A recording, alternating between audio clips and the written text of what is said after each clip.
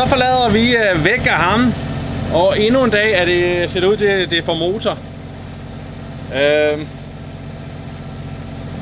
Hvis vi kigger på det sådan rent sommerferiemæssigt, er det her det år, hvor vi har brugt motoren allermest. Vi har lige været inde og tanke, fordi at vi havde, det er det der med, at vi mister nogle gange lidt overblik over, hvor meget vi har brugt. Så alt i alt har vi jo nu brugt 72 liter brændstof bare på den her ferie. Altså det er det, vi normalt bruger på et helt år. Så der har ikke været meget vind. Nu er kursen sat på vej ud mod Skærgården igen. Faktisk stort set lige ved siden af, hvor vi var sidst. Der er en ø, der hedder Tjærø, som ligger lidt inde bag ved det hele. Og skulle være ret lækker og idyllisk. Så der finder vi lige en ankerbugt. Eller vi har allerede fundet en ankerbugt. Og der har vi tænkt os at ligge, et par dage, inden vi begynder at sejle hjem af.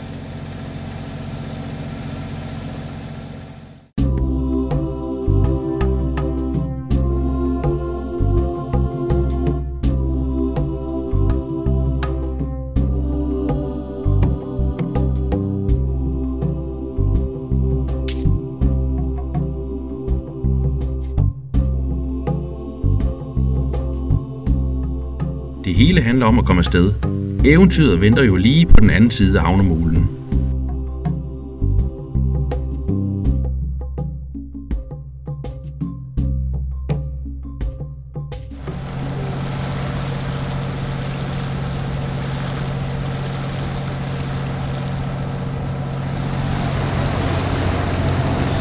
Klaas har lige spurgt et meget relevant spørgsmål.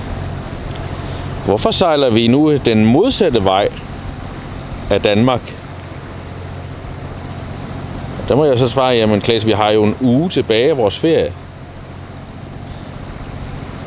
Og den uge, den skal vi da udnytte. For man kan sige, de minder vi får nu, når vi kommer til at ligge herude i Skærgården, jamen det er jo de minder, der skal holde fast i et helt år i den næste sommerferie. Når vi er på ferie, og i særdeleshed når vi ligger for anker, jamen så er vi sammen så intenst, at vi ligesom lærer hinanden bedre at kende. Og det kan da godt være, at vi bare sidder og dovner, ikke? Sidder og glor ned i en telefon, eller lytter lydbog. Og det er fint. Men vi har også de der ture, hvor vi tager på opdagelse sammen og finder nogle ting, som vi kan tale om senere, ikke? Kan du huske dengang, vi var på den og den ø, og prøvede det og det? Ja, det er rigtigt.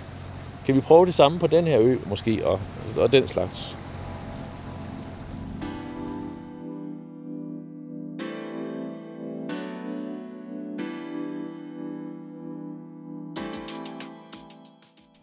Vi er ankommet til Tjærø, og selvom den kun er 2 km lang, er det den største ø i Blekinge Skærgård.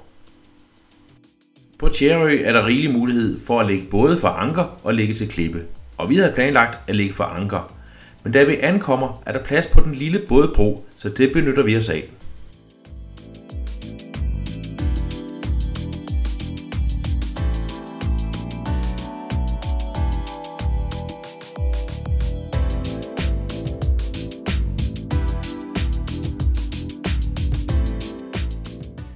Tænk, at vi ikke havde opdaget denne ø før nu. Her er så hyggeligt, og selvom der er mange dagsturister, er her stille og roligt. Vi bliver her et par dage, hvor vi bare går lidt rundt og nyder naturen, inden vi så småt skal begynde at vende næsen hjem mod Danmark. Men det er ikke sidste gang, vi har været her, for denne ø er helt sikkert et genbesøg værd.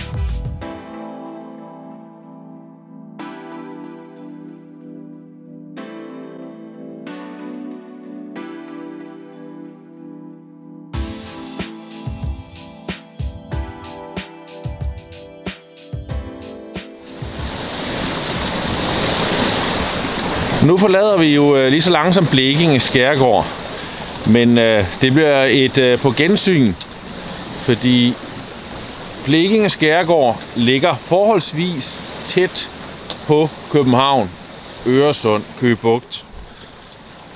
Og derfor er det nemt at komme herover.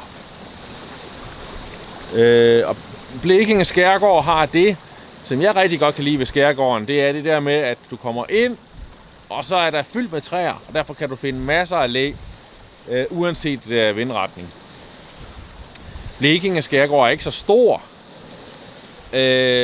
og der kan være mange mennesker herovre, men det virkede ikke overfyldt. Altså, du lå tit sammen med nogen. Det var svært at finde en bugt til sig selv, men det lykkedes dog også flere gange, hvor vi var meget få i hvert fald i det mindste.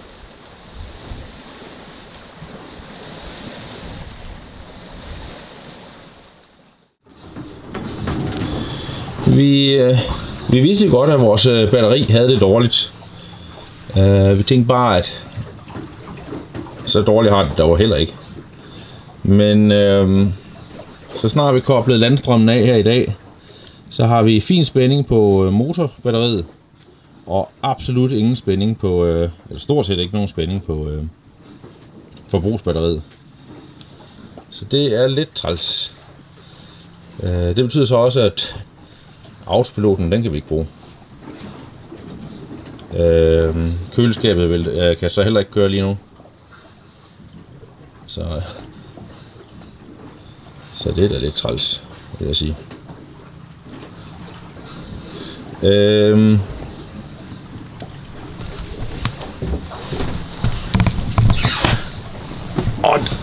Og det er selvfølgelig forholdsvis problematisk, ikke? Fordi man kan så sige, at på et tidspunkt så dør vores GPS også. Og vi har ikke noget papirkort med. Men heldigvis har vi en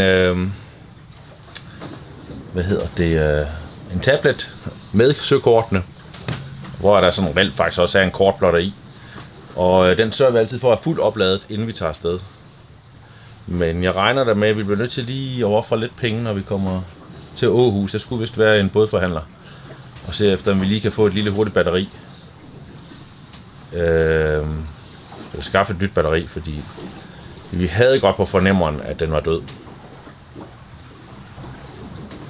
Vores batteri, det er også noget, vi købte samtidig med, at vi købte båden, så det er 7 år gammel. Og det har levet et hårdt liv her i sommer. Så det vi vidste godt, det var tid til at skifte det ud, men man havde ikke regnet med, at den døde så hurtigt. Den er simpelthen klappet sammen. Jeg er jo autopilotens allerbedste ven, vil jeg godt indrømme. Men det jeg har gjort nu, efter at vi ligesom konstaterer, at der går ikke lang tid før, at de her to går ned, altså vores 2 apparater, jeg plejer at styre efter, som jeg plejer at køre automatik på, så er egentlig talt bare tilret med få grader. Der har jeg fundet ud af, at hvis jeg lige nu holder øje med, hvad den siger, hvilken grad vi har, så har vi kompasset siddende hernede. Så lige nu der er jeg sådan lige ved at se an, hvad de tal de siger, så jeg kan have styr på, hvad det er, jeg skal gøre. Så det bliver lidt spændende. Også en, jeg vil ikke sige en my skræmmende, men det er i hvert fald sådan, så der er noget, ikke et adrenalinkick, men ligesom sådan, jeg er mere overvågen, end jeg plejer at være. Og så har jeg lidt, at nu tager jeg lige det første stykke her, hvor jeg føler, at jeg kan styre båden. Eller hvor jeg føler, at jeg har det fulde overblik. Og hvis det lige pludselig bliver for meget, selv når den går ud, så er min tanke, at så må kaptajnen, han må gerne overtage det. Så skal jeg nok tage mig af resten. Med et batteri, der næsten er ved at dø ud, så var der ikke andet for, end jeg gik ned om læge for at se, hvad kunne vi måske lege lidt med, fjerne lidt. Så jeg kiggede lige i køleskabet og tænkte lidt, ved du hvad, der er ikke noget af det, som jeg ikke kan købe igen, når vi kommer i havn. Så holder bare køleskabet lukket, og så slukker vi for det, og så må vi sætte igennem, når vi engang får strøm på det igen. Så tog jeg også elektriciteten for vandtrykket. Så kan vi håbe på, at navigationen holder lidt længere. Det man kan gøre i værste fald, det er i bund og grund, så kunne man jo så bare tænde motoren og lade den køre i frigear. Fordi så kan man jo i bund og grund lave direkte strøm den vej. Men nu prøver vi at se, hvor slemt det er. Nu er vi været en halv time inde i det, og håndstyringen er der ikke noget problem i, fordi det er Dennis 100 meter mester i. Så vi må se tiden an. Så kom hulen alligevel frem. Og flisen. Og jeg har nu har jeg 3 lag tøj på her. Og lange bukser. Det er første gang overhovedet på den her ferie. Det er fordi lige nu der sejler vi foran på tværs, så vinden den kommer bare lige i ansigtet. Så bliver det ret hurtigt koldt. Det er fedt. Vi knokler afsted. Med batteriet. Den lever, den skal nok højt sandsynligt. Jeg tror, den her den fortsætter med at køre i hvert fald et stykke tid nu. I og med, at vi har slukket for køleskabet, så har vi ikke rigtig noget forbrug. Og den bruger ikke ret meget. Den kan nok godt køre et stykke tid. Plus vi har backup lige inden for håndtrækket. Inden for håndtrækken hedder det. Så jeg tror, vi kommer frem. Vi har planer om at sejle til Århus i dag, og den plan den holder fortsat. I Århus er der heldigvis en bådbutik, og der satser vi på at købe et nyt batteri. Det er en mindre ting. Jeg er ikke så bekymret. Batteri er en forbrugsting. Det er forventet. Den har en forventet levetid på omkring 5 år. Vores har holdt næsten 7. Og vi har været hårde ved den indimellem. Og vi vidste godt, den sang på sidste vers. Så jeg synes, det er fint.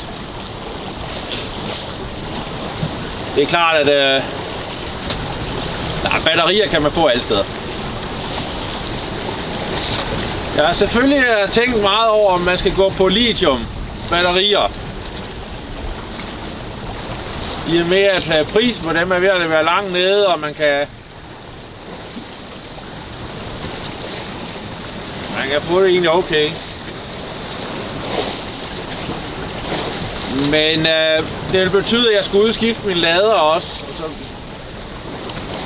Og jeg har lidt et tvivl om, hvordan den har det med ankerspillet.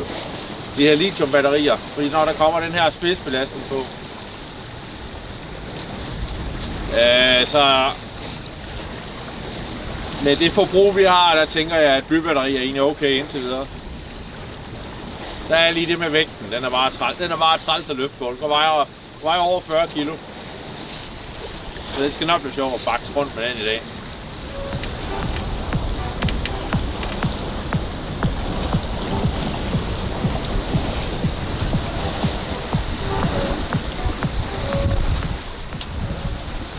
Indsejlingen til Århus er ikke særlig indbydende, men når man er kommet igennem Industrihavnen, bliver det straks mere hyggeligt. Til styrbord ligger den officielle gæstehavn, men vi vil anbefale at finde en plads i Sejlklubbens havn, der ligger til bagbord. Her er der efter vores mening langt hyggeligere, og det er ikke noget problem at finde en plads. Nu har jeg været ude og kigge til batteriet, og den er god nok. Det er et vedligeholdelsesfrit batteri, vi har, så man kan ikke hælde ekstra vand på. Og det er kogt fuldstændig ud. Man kan høre, at når vi har laderen på, så står der og koger, så nu har jeg fjernet strømmen til det. Og det er færdigt, det batteri. Den er også helt vanvittigt varm. Så det er heldigvis ikke sprunget, men den er kogt i stykker. Nu tager Sasha og jeg op til bådforhandleren. Han ligger heldigvis lige her om bagved os. Og så ser vi efter, om vi kan få et batteri. Og planen er bare at købe sådan et helt almindeligt startbatteri. Et dual purpose. Fordi så har vi også det. Fordi vores startbatteri trænger også snart til en udskiftning. Så kan vi sådan rykke lidt rundt på det, når vi kommer hjem. Så vi kan godt få det her dual purpose til at fungere de sidste par dage her. Det skal nok kunne lade sig gøre. Så nu går vi.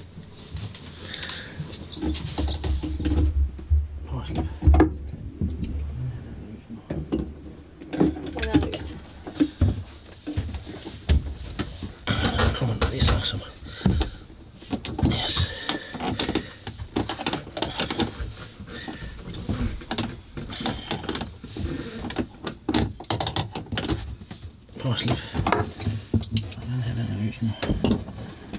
Den er løst. Jeg skal lidt længere tilbage. Ja, lige et øjeblik. Giv mig et øjeblik. Jeg tænker...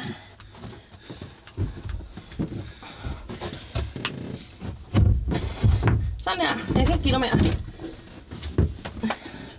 Nu skal jeg indlægge den her ledning med. Ja, den er der. God. Det er fantastisk. Så god. Oh my god, den er tung. Jeg ved det godt. Det var den værste. Det var den værste del af det. Ja. Ej, du skal også have en helt ind ved siden af. Ja. Okay, det var kæmpe mas at få det ud. Til gengæld er det også ufattelig varmt. Det andet batteri her, som vi har fået, det er bare et 75 amperes et ganske almindeligt blybatteri. Det kan ikke køre ret lang tid. Men højst sandsynligt nok til det, vi skal bruge det til. Så det propper vi ned nu. Ja. Så holder du det andet væk fra. Ja, det kan i hvert fald. Jeg har lige testet det. Det er jo bare at skifte fra et batteri til det andet. Og den viste perfekt 12,5 som den skulle. Nu har vi sat ladningen til. Det koger ikke. Alting virker som det skal. Det er klart, at nu er vi gået fra et 180 ampere batteri til et 75. Og det kan du ikke køre ret lang tid på, men vi er jo bare på vej hjem, så det er sådan set fint nok. Så nu kommer vi bare til oprydningsarbejdet, og som altid, når man arbejder med båd, og det er derfor tingene det tager så lang tid, der er bare ingen plads til nogen ting. Og især ikke når man er på ferie, fordi så har man 1000 ting med. I næste afsnit af På tur med Klan sætter vi kursen hjemad. Men der er lige et par havne, vi skal besøge først. Og så får ferien en lidt kedelig afslutning.